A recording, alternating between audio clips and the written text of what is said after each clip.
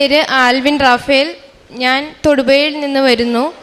2013 ഞാൻ ബിടെക് പാസ്സായത്. പാസ്സായി കഴിഞ്ഞിട്ട് ഞാൻ കുറേ ടെസ്റ്റുകൾ എഴുതി, ഗവൺമെൻറ് ടെസ്റ്റുകൾ കുറേ എഴുതി നോക്കി. SSC എഴുതി, PSC എഴുതി, ബാങ്ക്, അത് ഒന്നും രക്ഷയില്ലാണ്ട് വന്നപ്പോൾ എനിക്ക് തന്നെ മനസ്സിലായി ഞാൻ ഒത്തിരി പുറകോട്ടാണ്. കോമ്പറ്റീഷൻ പരീക്ഷകൾ എഴുതി പാസ്സാവില്ല എന്ന് മനസ്സിലായി. അപ്പോൾ ഞാൻ ബാങ്ക് കോച്ചിങ്ങിന് പഠിക്കാൻ കൊല്ലത്ത് പോയി. അവിടെ നിന്നൊരു 8 മാസത്തിൽ കൂടുതൽ പഠിച്ചു. എന്നിട്ടും ജോലി അവിടെ എൻ്റെ കൂടെയുള്ളവർക്ക് എല്ലാവർക്കും കിട്ടി, എനിക്കും കിട്ടിയിരുന്നില്ല. അപ്പോൾ മനസ്സിലായി ഇത് പഠിച്ചിട്ടും കാര്യമില്ല, എനിക്ക് അതിനുള്ളൊരു കപ്പാസിറ്റി ഇല്ല എന്ന് ഞാൻ അവിടെ വെച്ച് മനസ്സിലാക്കി. അപ്പോൾ കുറച്ച് അങ്ങനെ ഒരു കൊല്ലം എൻ്റെ പ്രൈവറ്റ് ജോലി നോക്കാമെന്ന് ഓർത്ത് ഇൻ്റർവ്യൂവിലൊക്കെ പോകുമ്പോൾ നമുക്ക് പറയാനായിട്ട് അവർ ചോദിക്കണ കാര്യങ്ങൾ നമുക്ക് കൺവേ ചെയ്യാനുള്ളൊരു കഴിവില്ല. അപ്പോൾ ചിലപ്പോൾ മിണ്ടാണ്ടിരിക്കും. അപ്പോൾ അവർക്ക് തന്നെ മനസ്സിലാവും ഇതിനെ എടുത്തിട്ട് കാര്യമില്ല എന്ന് മനസ്സിലാവും. അങ്ങനെ ഗവൺമെൻറ് ജോലിയില്ല, പ്രൈവറ്റ് ജോലിയില്ല. അങ്ങനത്തെ ഒരു സാഹചര്യത്തിൽ 2 കൊല്ലത്തോളം കഴിഞ്ഞപ്പോഴത്തേക്കും വിവാഹം കഴിഞ്ഞു. വിവാഹം കഴിഞ്ഞത് എൻ്റെ ഹസ്ബൻഡ് ഒരു പോസ്റ്റൽ അസിസ്റ്റൻ്റാണ്. അപ്പം അങ്ങനെ പോസ്റ്റൽ ഡിപ്പാർട്ട്മെൻറ്റിനെ കുറിച്ച് അറിയാൻ സാധിച്ചു. അപ്പം അവിടെ അന്ന് 2014 GDS ആയിട്ട് എനിക്കിപ്പോൾ 10 മാർക്ക് ഉണ്ടായിരുന്നു. പക്ഷേ കോമ്പറ്റീഷൻ പരീക്ഷ വന്നു കഴിയുമ്പോൾ എനിക്ക് മാർക്കുകളില്ല. അപ്പോൾ പഠിക്കണ കാര്യം പഠിച്ച് അങ്ങനെ ബൈഹാർട്ട് ചെയ്ത് അങ്ങനെ എഴുതും എന്നല്ലാണ്ട് അത് എങ്ങനെ പ്രായോഗികത്തിൽ വരുത്തണം എന്നുള്ളത് അറിയില്ലായിരുന്നു. അപ്പം അതുകൊണ്ടാണ് ഇപ്പം മത്സര പരീക്ഷകളിൽ എപ്പോഴും പിന്നോട്ട് പോയിക്കൊണ്ടിരുന്നത്. അപ്പോൾ 10 മാർക്കിൻ്റെ അടിസ്ഥാനത്തിൽ മാത്രമായിട്ട് ഇങ്ങനെ ഒരു സംവിധാനം ഉണ്ടെന്ന് ഹസ്ബൻഡ് വഴി അറിയാൻ ഇടയായി.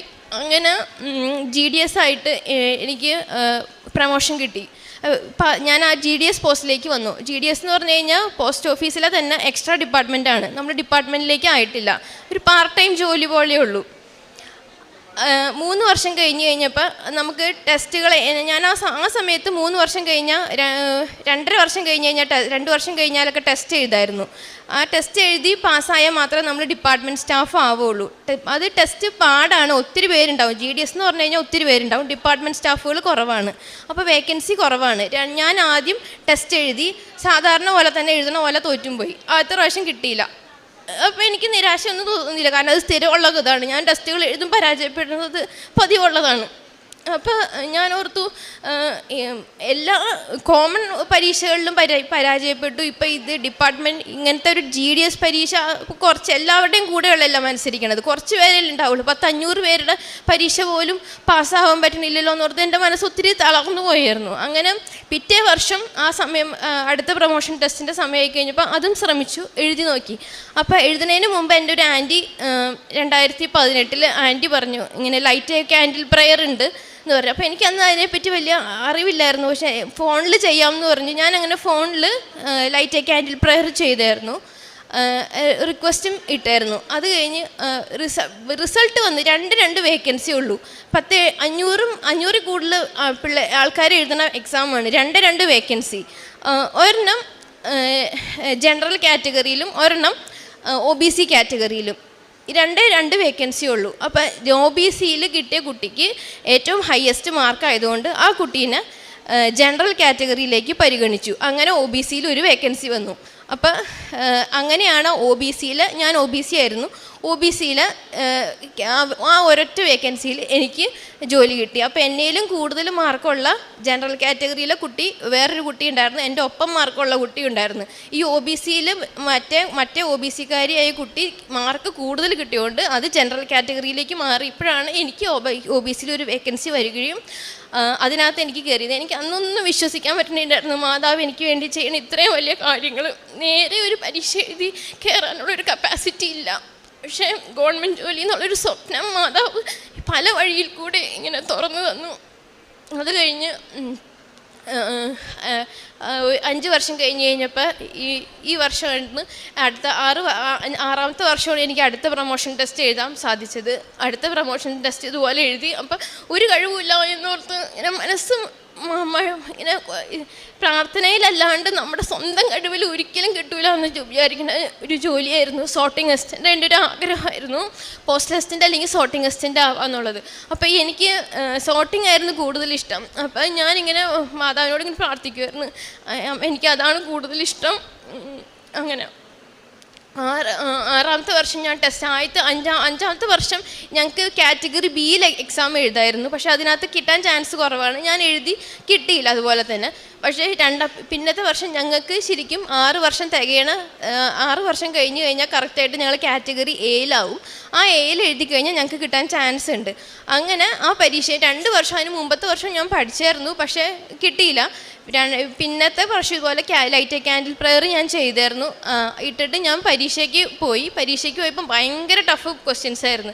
എനിക്ക് മാത്സ് ഒന്നും ചെയ്യാൻ പറ്റാത്ത, മാത്സൊക്കെ കുറേ പഠിച്ചെങ്കിലും പരീക്ഷ പേപ്പർ കൊണ്ടുപോയപ്പോൾ ഒന്നും ചെയ്യാൻ പറ്റാത്ത പോലെ 20 മാർക്കിൽ ഒരു 5 മാർക്കിന് താഴെയുള്ളൂല്ലോ എന്നോർത്ത് ഒത്തിരി വിഷമിച്ചു പോയായിരുന്നു. അപ്പോൾ റീസണിങ് കുറച്ചും കൂടി എനിക്ക് കിട്ടും എന്നുള്ളൊരു പ്രതീക്ഷ ഉണ്ടായിരുന്നു. പക്ഷേ ഫൈനലായിട്ട് മാർക്ക് വന്നു കഴിഞ്ഞപ്പോൾ എൻ്റെ പ്രതീക്ഷ ഒന്നുമല്ല, മാത്സിലായിരുന്നു കൂടുതൽ മാർക്ക്, റീസണിങ്ങും അതിൽ താഴെ. മൊത്തം വന്നപ്പോൾ പരീക്ഷ മൊത്തത്തിൽ എല്ലാവർക്കും ടൈറ്റായിരുന്നു. ഞാനപ്പോൾ ഈ പരീക്ഷയുടെ എക്സാമിൻ്റെ ഞങ്ങൾക്ക് 2 ഷീറ്റായിട്ടാണ്. ഒരു ഷീറ്റ് അവർ എടുക്കും, OMR ഷീറ്റ്, ഒരു ഷീറ്റ് അതിൻ്റെ ഒരു കാർബൺ കോപ്പി നമ്മുടെ കയ്യിലുണ്ടാവും. അപ്പോൾ ആ കാർബൺ കോപ്പിയിൽ എല്ലാവരും വന്നപ്പോൾ തന്നെ അത് ചെക്ക് ചെയ്യും, മാർക്ക് എത്രയാണെന്ന് നോക്കാം. ഞാൻ നോക്കിയില്ല, ഞാൻ അങ്ങനെ തന്നെ അടച്ചു വെച്ചു. കൃപാസനത്തിൻ്റെ ഉപ്പ് ഞാൻ ആ പേപ്പറിൽ വിതറി അങ്ങനെ തന്നെ അടച്ച് മാതാവിൻ്റെ തിരുസ്വരൂപത്തിൻ്റെ സൈഡിൽ ഞാൻ ആ പേപ്പർ വെച്ചു. അങ്ങനെ റിസൾട്ട് വന്നു. മിക്കവാറും തന്നെ എല്ലാ പ്രാവശ്യവും ഡിപ്പാർട്ട്മെൻറ്റൽ എക്സാമിൻ്റെ റിസൾട്ട് 1 വർഷം, ചിലപ്പോൾ 2 വർഷം, അങ്ങനെ ഒത്തിരി താമസിക്കുന്നതാണ്. ഞാൻ എഴുതിയ ഒരു 1.5 മാസത്തിനുള്ളിൽ റിസൾട്ട് വന്നപ്പോൾ എനിക്ക് 8ാം റാങ്ക് ഉണ്ടായിരുന്നു. All Kerala 8ാം rank. ഇതൊരിക്കലും എൻ്റെ കഴിവുകൊണ്ടല്ല, മാതാവ് തന്നതാണ്. അങ്ങനെ ഇത്രയും 8ാം റാങ്ക് വന്നപ്പോൾ നമുക്കിഷ്ടമുള്ളിടത്ത് തന്നെ കിട്ടും. അപ്പോൾ എൻ്റെ വീടിൻ്റെ അടുത്ത് തന്നെ തൊടുപുഴ സോട്ടിങ്ങിൽ ഞാൻ ഓപ്ഷൻ വെച്ചിട്ടുണ്ടായിരുന്നു. തൊടുപുഴ സോട്ടിങ്ങിൽ തന്നെ എനിക്ക് അപ്പോയിൻമെൻറ്റ് അവിടെ തന്നെ, വീടിന് ഒരു 5 മിനിറ്റ് മുമ്പ് ഇറങ്ങിയാൽ മാത്രം മതി, എനിക്ക് വീടിൻ്റെ അടുത്ത് തന്നെ. അങ്ങനെ തൊടുപുഴ സോട്ടിങ് അസിസ്റ്റൻ്റായിട്ട് ജോലി ലഭിച്ചു. അപ്പം അങ്ങനെ സന്തോഷത്തോടുകൂടി പോയിക്കൊണ്ടിരിക്കുമ്പോഴാണ് ഈ നവംബറിലാണ് ഞാൻ സെപ്റ്റംബറിലാണ് ജോലിയിൽ പ്രവേശിച്ചത്. അപ്പം പെട്ടെന്ന് തന്നെ അങ്ങനെ കുറച്ച് നാൾ നല്ല സന്തോഷത്തോടുകൂടി പോയി. പെട്ടെന്ന് തന്നെ ഡയറക്ടറേറ്റിൽ നിന്നൊരു ഓർഡർ വന്നു, കുറേ സോർട്ടിങ് ഓഫീസുകൾ പൂട്ടണമെന്നും അത് NSH ആയിട്ട് മെർജ് ചെയ്യണമെന്നും, വലിയ ഓഫീസ്, ചെറിയ ഓഫീസുകൾ പൂട്ടി വലിയ ഓഫീസുമായിട്ട് മെർജ് ചെയ്യണമെന്നും. അങ്ങനെ വന്നു കഴിഞ്ഞാൽ ഞങ്ങളുടെ ഓഫീസ് പൂട്ടി എറണാകുളത്തുള്ള NSH ആയിട്ട് മെർജ് ചെയ്യണമെന്നും പറഞ്ഞുള്ളൊരു ഓർഡർ വന്നപ്പോൾ അത് ഡിസംബർ 7-ാം തീയതിക്കുള്ളിൽ, ഈ വർഷം തന്നെ ഡിസംബർ 7-ാം തീയതിക്കുള്ളിൽ പ്രാബല്യത്തിലാക്കണമെന്നും പറഞ്ഞും ഓർഡർ വന്നു. അപ്പം ഞാൻ തളർന്നു പോയി. കാരണം ഇത്രയൊക്കെ ആക്കി എല്ലാം സെറ്റായി എന്ന് വിചാരിച്ചു കഴിഞ്ഞപ്പോൾ പിന്നെ തൊടുപുഴയിൽ നിന്ന് എല്ലാ ദിവസവും എറണാകുളത്ത് പോയി ജോലി ചെയ്യുകയെന്ന് പറഞ്ഞാൽ അത് നടക്കണ കാര്യമില്ല. എനിക്ക് പിള്ളേരെയും എല്ലാവരും ഇട്ടുകൊണ്ട് അങ്ങനെ പോക്ക് നടക്കില്ല. അപ്പം ഞാൻ ഇങ്ങനെ എന്നെ സംബന്ധിച്ച് വേറെ ഒരു നിവൃത്തിയില്ല. അപ്പം ഞാൻ ഇങ്ങനെ മാതാവിൻ്റെ ഉടമ്പടി എടുക്കാം എന്ന് തീരുമാനിച്ച് അങ്ങനെ ഉടമ്പടി എടുത്തു. നവംബർ 4-ാം തീയതി ഞാൻ ഉടമ്പടി എടുത്തു, പ്രാർത്ഥിച്ചു. എല്ലാ ഉടമ്പടി കാര്യങ്ങളെല്ലാം കറക്റ്റായിട്ട് തന്നെ ചെയ്തു പോന്നു. മാക്സിമം എനിക്ക് നൈറ്റായിരിക്കും ജോലി. അപ്പം അത്രയും നാൾ എല്ലാ ദിവസവും ഞാൻ പള്ളിയിൽ പോകുമായിരുന്നു. പക്ഷേ ഈ സോർട്ടിങ് അസിസ്റ്റൻ്റ് ആയി കഴിഞ്ഞപ്പോൾ നൈറ്റ് ഡ്യൂട്ടി കാരണം മിക്കവാറും തന്നെ ഇറങ്ങുമ്പോൾ 7 മണി രാവിലത്തെ കുർബാന, നമ്മുടെ ഉറക്കവും പ്രശ്നമൊക്കെ ഉണ്ട്. എന്നാലും ഞാൻ മാക്സിമം തന്നെ സർവ്വശക്തിയോടും കൂടി നമ്മൾ ദൈവത്തെ സ്തുതിക്കണം, ആരാധിക്കണം എന്നുണ്ടല്ലോ, സർവ്വശക്തിയോട് തന്നെ ആരാധിക്കുകയും സ്തുതിക്കുകയും പള്ളിയിൽ പോകാൻ വേണ്ടിയിട്ടുള്ള ഇല്ലാത്ത എനർജി എടുത്ത് ഞാൻ ചെയ്യുമായിരുന്നു.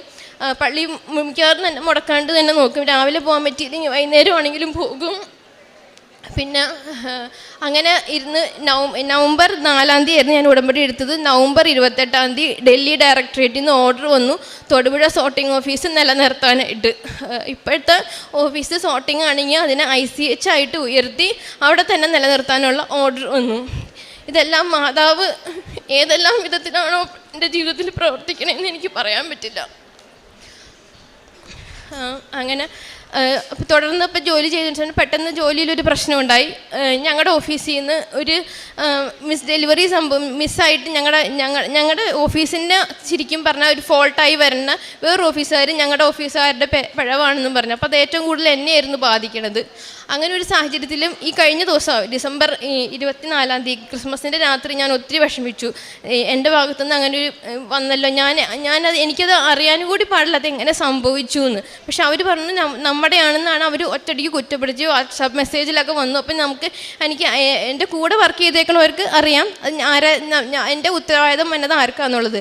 അപ്പം ഞാൻ പ്രാർത്ഥിച്ചു, അമ്മേ മാതാവേ ഇതെങ്ങനെ ഇതിനകത്തു നിന്ന് രക്ഷപ്പെടണേ, എനിക്കറിയാൻ പാടില്ല ഇതെങ്ങനെ ഇങ്ങനെ വന്നു എന്ന് പോലും അറിയാൻ പാടില്ലല്ലോ എന്ന് പ്രാർത്ഥിച്ചു. അപ്പം എന്നിട്ട് ഇന്ന് രാവിലെ അവർ ഞങ്ങളെ കുറ്റപ്പെടുത്തിയ ഓഫീസുകാർക്ക് അവരുടെ തെറ്റായിരുന്നു. ഞങ്ങളുടെ ഓഫീസല്ല, വേറെ ഓഫീസ് ആണ് ആ ഒരു ഫോൾട്ട് സംഭവിച്ചത്, ഞങ്ങളുടെ ഓഫീസല്ല എന്ന് പറഞ്ഞ് അവിടെയും എൻ്റെ അമ്മ ഇങ്ങനെ രക്ഷപ്പെടുത്തി തന്നു. 100 നന്ദി മാതാവിന്. പത്രം കൊടുക്കുമ്പോൾ ഞാൻ വീട്ടിൽ വെച്ച് തന്നെ ഓരോ പത്രം എടുത്തിട്ട് ഓരോ പത്രത്തിലും ഒരു പ്രാവശ്യം നിശ്വിശ്വാസ പ്രമാണം ചൊല്ലി മാതാവിനോട് സമർപ്പിക്കും. ഞാൻ ഈ പത്രം കൊടുക്കുന്ന ആൾക്ക് ഇതുവഴി ഒരു അനുഭവം ഉണ്ടാക്കി കൊടുക്കണേന്ന് വിചാരിച്ചിട്ടാണ് ഞാൻ പത്രം കൊടുക്കാറ്. ഞാൻ പെട്രോൾ പമ്പിൽ പത്രം കൊടുത്തിട്ടുണ്ട്, ബസ് സ്റ്റാൻഡിൽ പത്രം കൊടുത്തിട്ടുണ്ട്. പിന്നെ ഒരു ദിവസം ഇങ്ങനെ ഭക്ഷണം ഉണ്ടാക്കി കൊടുക്കണം എന്നൊരു ആഗ്രഹം ഉണ്ടായിരുന്നു. പക്ഷെ അതെങ്ങനെ ചെയ്യുന്നുള്ളത് എനിക്ക് അറിഞ്ഞുകൂടായിരുന്നു. അപ്പോൾ ഒരു ദിവസം ഞാനിങ്ങനെ പ്രാർത്ഥിച്ചു, അമ്മ എനിക്ക് അത് മാത്രം ചെയ്യാൻ പറ്റണില്ലല്ലോ എന്ന് പറഞ്ഞപ്പോൾ അന്ന് എനിക്ക് ഡ്യൂട്ടി ഓഫായിരുന്നു. അന്ന് ഉച്ചയ്ക്ക് ഞങ്ങളുടെ വീട്ടിൽ നല്ല ഭക്ഷണം ഉണ്ടായിരുന്നു. അന്ന് ഉച്ചയ്ക്ക് ഒരു ചേച്ചി വന്നിട്ട് ഞാൻ പ്രാർത്ഥിച്ചു. അന്ന് രാവിലെ പ്രതിഷേധ പ്രാർത്ഥനയുടെ കൂടെ ഞാൻ ഇതിങ്ങനെ മനസ്സിലൊരു സങ്കടമായിട്ട് ഇങ്ങനെ മാതാവിനോട് പറഞ്ഞു. അപ്പോൾ അന്ന് തന്നെ ഉച്ചയ്ക്ക് ഒരു ചേച്ചി വന്നിട്ട് മോളെ ചേച്ചിക്ക് വയ്യ, സഹായിക്കാവോ എന്ന് ചോദിച്ചു. അപ്പം ഞാൻ പൈസ കൊടുത്ത് സഹായിച്ചു. അത് ആ ചേച്ചി തന്നെ എന്നോട് ഇങ്ങോട്ട് ചോദിക്കുവാണ്, മോളെ ഭക്ഷണം ഉണ്ടോ എന്ന്. അങ്ങനെ ആ ചേച്ചിക്ക് ഭക്ഷണം കൊടുക്കാം. ഭയങ്കരമായ ഇടപെടലാണ് മാതാവിൻ്റെ ഓരോ കാര്യങ്ങളിലും. ഇതിൽ ആത്മീയമായിട്ട് ഇപ്പം വളരാൻ സാധിക്കുന്നുണ്ട്. 1 ദിനവൃത്താന്തം 5:20 ദൈവത്തിൽ വിശ്വാസമർപ്പിക്കുകയും അവിടുത്തെ വിളിച്ചപേക്ഷിക്കുകയും ചെയ്തപ്പോൾ അവിടുന്ന് അവരുടെ പ്രാർത്ഥന കേട്ടു.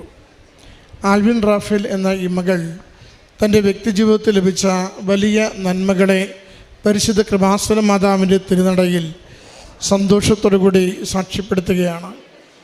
മകൾ പറയുന്നുണ്ട്, പഠനമൊക്കെ കഴിഞ്ഞ് ഒരു സ്ഥിര ജോലിക്ക് വേണ്ടി, സർക്കാർ ജോലിക്ക് വേണ്ടി ഏറെ ആഗ്രഹത്തോടുകൂടി ഒത്തിരി കോച്ചിങ്ങിന് പങ്കെടുത്തതും പരീക്ഷകൾ എഴുതിയതും എല്ലാം പരാജയപ്പെട്ട് ഒരു ജോലിയിലേക്ക് എത്തിച്ചേരുവാനാവാത്ത വിധം തൻ്റെ മെറിറ്റ് വളരെ സീറോയിലേക്ക് എത്തിയിരിക്കുന്നു, ഒന്നുമില്ലാതായിരിക്കുന്നു, തനിക്കൊരു ജോലി സ്വന്തമാക്കുക അസാധ്യമായിരിക്കുന്നു എന്ന് തിരിച്ചറിയുന്ന നാളുകളിലാണ് കാൻഡിൽ ലൈറ്റ് പ്രേയറിലൂടെ അമ്മ മാതാവിൻ്റെ സന്നിധിയിലേക്ക് ജീവിതത്തെ ഒന്ന് മാറ്റി സമർപ്പിക്കുന്നത്.